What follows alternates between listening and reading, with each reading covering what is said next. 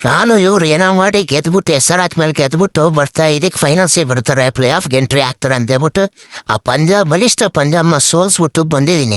ಹೋಗ್ಬಿಟ್ಟು ಇವ್ರು ಮಾಡಿದ್ದೇನೋ ಬರೀ 180 ರನ್ ಹೊಡೆದವ್ರ. ಆ SR ಮತ್ತೆ ಬ್ಯಾಟಿಂಗ್ ಬಲಿಷ್ಠ ಹೋಗಿತ್ತು. 19 ಬಿಟ್ರು. 19 ಮ್ಯಾಚ್ ಮುಗಿಸಿದಾರ ಅಂತಂದ್ರೆ ಏನು ಅರ್ಥ? ಅದ್ರಾಗು ಇವ್ರು ಹೊಡೆದಿರೋ ರನ್ಸ್ಗಳು ಹೋಗ್ಬಿಟ್ರಂತೂ ಹೇಳಬಾರ್ದು.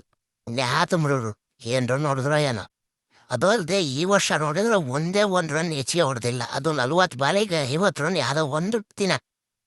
ಹೇಗಾದ್ರೂ ಮಾಡಿ ಮ್ಯಾಚು ಈಗ ಒಂದೇ ಒಂದು ಉಳ್ದತ್ತೆ. ಯಾವಾರ ಒಂದು ಟೀಮ್ ಕಡಿಮೆ ಆಯ್ತು ಅಂತಂದ್ರೆ ಪಕ್ಕ ನೀವು ಫೈನಾನ್ಸ್ ಬರ್ತೀರಾ ಅನ್ಕೊಂಡಿದ್ವಿ.